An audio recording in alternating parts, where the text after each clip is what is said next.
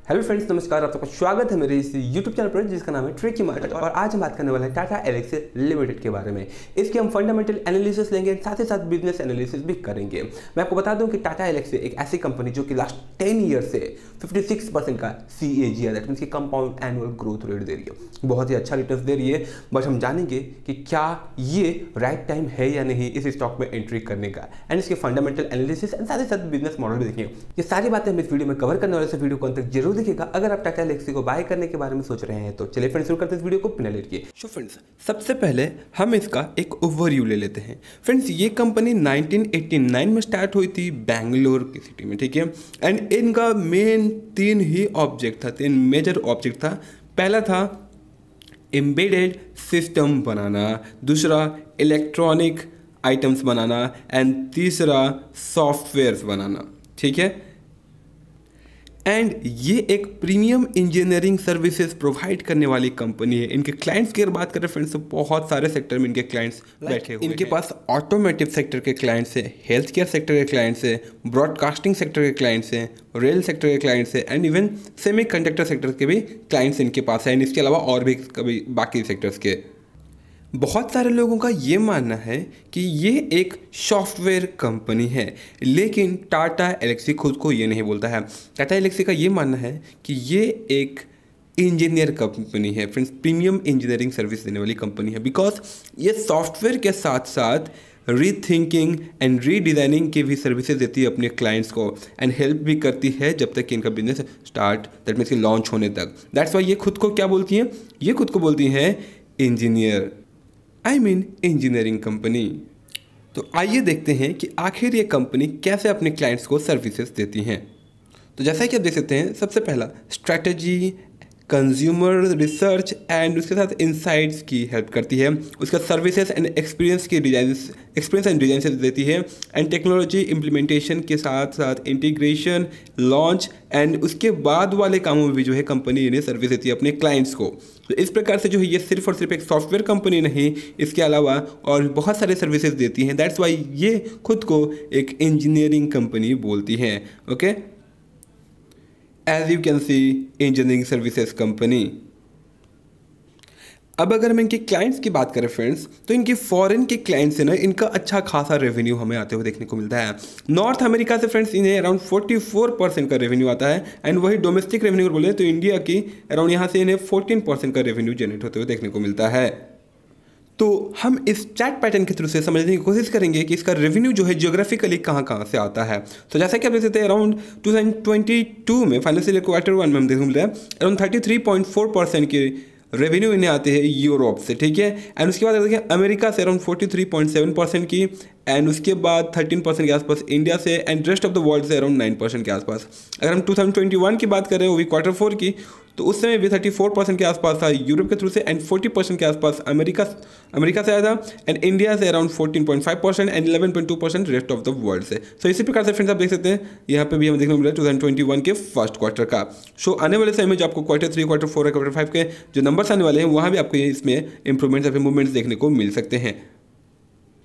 तो अब हम जानते हैं कि इनका सर्विस रेवेन्यू लाइंस जो है वो कौन कौन सी है, क्योंकि इन्वेस्टर्स के लिए ना ये जो लाइंस होती है उन्हें जानना बहुत ज़्यादा जरूरी हो जाता है। क्योंकि अगर ये इम्प्रूव होता है तो नो डाउट कि रेवेन्यू इम्प्रूव होगा, एंड अगर रेवेन्यू इम्प्रूव होगा तो फिर कंपनी भी इम्प्रूव होगी, एंड इन्वेस्टर्स के इन्वेस्ट किए हुए पैसे भी हमें इम्प्रूव होते हुए देखने को मिलेंगे। चलिए हम देख लेते हैं कि क्या है कंपनी का रेवेन्यू लाइन। सो फ्रेंड्स, इस कंपनी के 3 मेजर रेवेन्यू सेगमेंट है। सबसे पहला है एम्बेडेड प्रोडक्शन डिजाइनिंग, जहां से इन्हें अराउंड 2022 के क्वार्टर 3 में 83.9% का रेवेन्यू जनरेट होते हुए देखने को मिल रहा है। एंड उसके बाद है इंडस्ट्रियल डिज़ाइन एंड विजुअलाइजेशन। उसके थ्रू अगर बात करें तो यहाँ पर इन्हें अराउंड 14% के आसपास जो है 2022 के क्वार्टर 1 में रेवेन्यू जनरेट होते हुए देखने को मिल रहा है। एंड लास्ट अगर बात करें तो system integration and support that means कि SIS में इन्हें अराउंड 2.1% का रेवेन्यू जनरेट होते हुए देखने को मिल रहा है। दैट मीन्स कि ये तीनों सेगमेंट्स में से सबसे ज़्यादा मेन सेगमेंट है एम्बेडेड प्रोडक्ट्स डिज़ाइन, EPD, जिसमें अराउंड 83.9% का रेवेन्यू हमें आते हुए देखने को मिल रहा है टाटा एलेक्सी।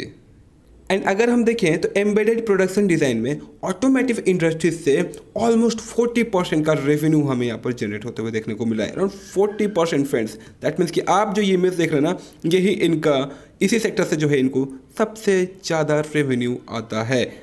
टाटा एलेक्सी अपने क्लाइंट्स को बहुत सारे जरियों से हेल्प करती है, लाइक कंज्यूमर रिसर्च करना या फिर प्रोटोटाइप सिस्टम्स को सेट करना, इंजीनियरिंग टेस्टिंग में या फिर सॉफ्टवेयर में या फिर development for a car systems etcetera. इस सारी सर्विसेज में जो है एलेक्सी अपने क्लाइंट्स को हेल्प करती है। कि अगर हम AI इनेबल्ड प्लेटफॉर्म्स की बात करें तो ये सिमुलेनियस एंड सिनेरियोस भी सेट करती है अपने क्लाइंट्स के लिए कार के सिस्टम में, and development platform and provide service for the automation shared and electric vehicles which includes digital experience like remote functions, location based services, driver assistance programs, infotainment and other way से जो है company अपने clients को help करती है ताकि वो आने वाले समय में इलेक्ट्रिक कार में ये सारे फीचर्स दे सके। दैट मीन्स कि कंपनी ऑलमोस्ट रेडी हो चुकी है फॉर फ्यूचर जब इलेक्ट्रॉनिक कार्स या फिर इलेक्ट्रॉनिक व्हीकल्स की डिमांड बढ़ेगी। एंड जैसे ही इलेक्ट्रॉनिक व्हीकल्स की डिमांड बढ़ेगी, नो डाउट कि यहाँ टाटा एलेक्सी का भी हमें भाव बढ़ते हुए देखने को मिलेगा, इनकी रेवेन्यू एंड बिजनेस भी बढ़ते हुए हमें देखने को मिल सकती है। लेकिन अगर टाटा एलेक्सी अपने क्लाइंट्स को सेटिस्फाई कर पाए तो ही, और जैसा कि आपको पता है टाटा की कंपनी है, किसी को भी निराश नहीं करती है। दैट मीन्स कि इनकी बिजनेस भी ग्रो करेगी। एंड अगर हम ब्रॉडकास्ट एंड मीडिया सेक्टर की बात करें तो फ्रेंड्स ये कंपनी अच्छी खासी सर्विसेज देती है। एग्जांपल की बात करें तो एयरटेल ने जो है रिसेंटली इनकी सर्विसेज ली थी फॉर देयर ब्रॉडबैंड टीवी। अगर आप इनके ब्रॉडबैंड टीवी यूज करते हैं तो आपको आइडिया होगा, ये टाटा एलेक्सी ने ही इन्हें बना कर दिया था। एंड ब्रॉडकास्ट एंड मीडिया की अगर बात करें फ्रेंड्स तो कंपनी अपने क्लाइंट्स को TE Play OTT प्लेटफॉर्म के लिए फैल्कॉन आई एंड ICX की सर्विसेज देती है। एंड ये one of the leading platform है for the Tata Elxsi in the media and broadcast के लिए। तो फ्रेंड्स आई होप कि आपको एक ओवरऑल आइडिया मिल गया होगा about the business of Tata Elxsi. तो अब हम जानते हैं इसकी फाइनेंशियल नंबर के बाद। यहाँ अगर आप देखेंगे तो टाटा एलेक्सी को एक ही दिन में अराउंड 11% का जंप देखने को मिल रहा है।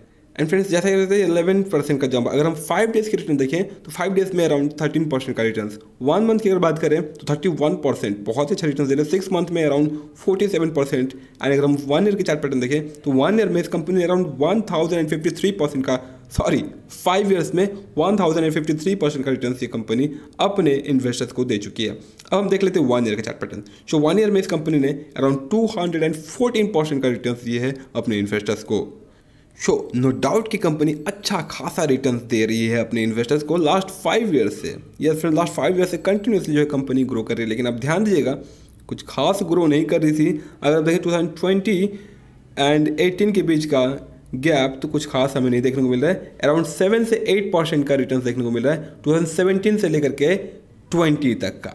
लेकिन 2020 के बाद ही यहाँ पर हमें जंप देखने को मिल रहा है एंड अराउंड 800 से 900% के आसपास हमें यहाँ पर रिटर्न देखने को मिल रहा है 2020 से 22 के बीच का सफ़र। सो दैट मीन्स कि अगर आप देखें तो ये फिलहाल ऑलमोस्ट ऑल टाइम हाई पर ट्रेड होते हुए हमें देखने को मिल रहा है। जैसा कि आप देख सकते हैं फिलहाल ये कंपनी अपने ऑल टाइम हाई पे ही ट्रेड करते हुए देखने को मिल रही है 8,534 रुपये के आसपास। एंड इसका 52 वीक्स लोवेस्ट प्राइस था 2,580 रुपये के आसपास। अगर हम इसकी मार्केट कैप की बात करें तो 52,550 करोड़ की इसकी मार्केट कैप है। इसका मार्केट कैप अच्छा खासा है, अराउंड लार्ज कैप में आप बोल सकते हैं। एंड अगर इसकी बुक वैल्यू पर शेयर की बात करें तो बुक वैल्यू पर शेयर इसका है अराउंड 217 रुपये के आसपास। एंड PB रेशियो 38.57, बहुत ही ज़्यादा PB रेशियो हाई हमें देखने को मिल रहा है। दैट मीन्स कि ये कंपनी हमें फिलहाल प्रीमियम प्राइस पे ट्रेड होते हुए देखने को मिल रही है। एंड डिविडेंड यील्ड की अगर बात करें तो 0.57 हमें देखने को मिल रहा है। एंड PE रेशियो अगर देखें तो सेक्टर PE है इनका 42 एंड इस कंपनी का PE रेशियो हमें अराउंड 104 देखने को मिल रहा है। अब हम इसके प्राइस परफॉर्मेंस देख लेते हैं। अगर आप देखें तो 2022 में ही फर्स्ट वीक में अराउंड 13% का रिटर्न, 1 मंथ में 30%, 3 मंथ में 53%, YTD 43% एंड 1 ईयर में 200% एंड लास्ट 3 ईयर्स में जो कंपनी अराउंड 781% का रिटर्न देती है। एंड अगर आप यहाँ पर देखें तो अराउंड 19 लाख ट्रेड हुए हैं एंड 2 लाख शेयर्स जो है इन्वेस्टर्स बाय कर। एंड अगर आप देखें कम्युनिटी सेंटीमेंट तो यहाँ पर हमें अराउंड 58% लोग बोलते हुए देखने को मिल रहे हैं कि इसे बाय करो। बट 38% बहुत ही बड़ा अमाउंट ही है। 38% लोग बोल रहे हैं कि you should sell that and 4% लोग बोल रहे हैं आप इसे और लंबे समय के लिए होल्ड कर सकते हैं। एंड अगर आप यहाँ पर देखेंगे फ्रेंड्स तो कंपनी डिविडेंड भी अच्छा खासा देती है। 2021 में कि जून मंथ में अराउंड 24 रुपये, फिर उसी मंथ में 24 रुपये अगेन, जुलाई में 16 रुपये के आसपास, एंड 2019 में अगेन 13 रुपये के आसपास। दैट मीन्स कंपनी डिविडेंड वगैरह भी जो है अच्छा खासा देते हुए हमें देखने को मिल रही है। अब हम देखते हैं इसके फाइनेंशियल नंबर एंड हम देख रहे हैं स्टैंड अलोन में। अगर आप देखें फ्रेंड्स लास्ट 5 ईयर से कंपनी कंटिन्यूसली ग्रो कर रही है अपने सेल्स को। जैसा कि आप देख सकते हैं 17 में 1237 करोड़ के आसपास इनका रेवेन्यू था एंड 2021 में 1826 करोड़ के आसपास। अगर आप यहाँ पर देखें तो ईयर ऑन ईयर में हमें यहाँ पर ग्रोथ इन द रेवेन्यू देखने को मिल रहा है। अब हम देख लेते हैं net profit.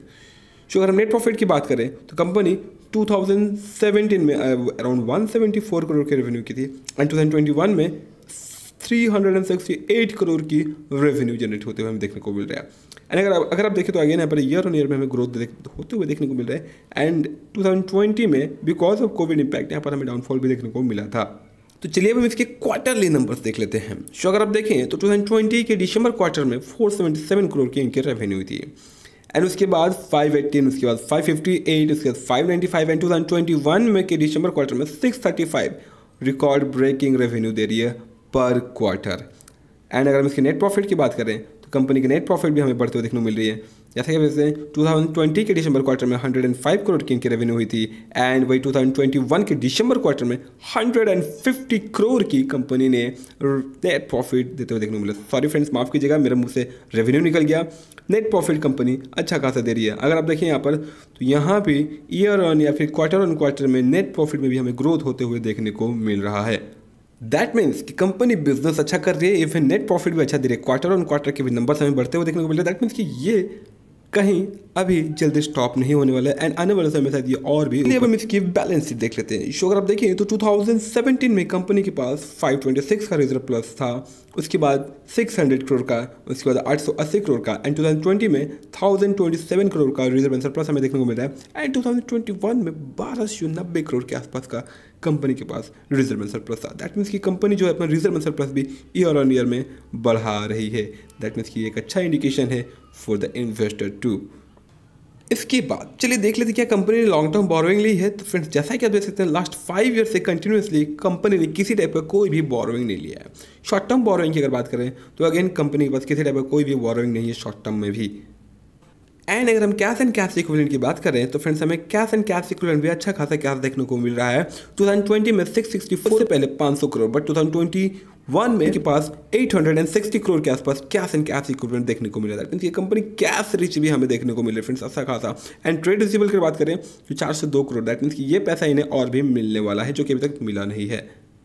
So from that point of view अगर हम बैलेंस शीट की बात करें तो बैलेंस शीट में भी फ्रेंड्स आपको एक नहीं बहुत सारे स्टार्स आप जितना दे सके उतना स्टार्स आप यहाँ पर दे सकते हैं। माफ़ कीजिएगा मैं ड्राइंग में थोड़ा बहुत ज़्यादा गंदा हूँ, that's why I am unable to draw anything. 5 star आप देख सकते हैं बैलेंस शीट को, क्योंकि बैलेंस शीट में कैश एंड कैश इक्विवेलेंट में भी अच्छा खासा कैश देखने को मिल रहा है। कंपनी ने किसी टाइप का कोई लोन भी नहीं लिया है एंड रिजर्व एंड सरप्लस भी हमें बढ़ते हुए देखने को मिल रहा है। अब हम देख लेते हैं इसकी शेयर होल्डिंग पैटर्न।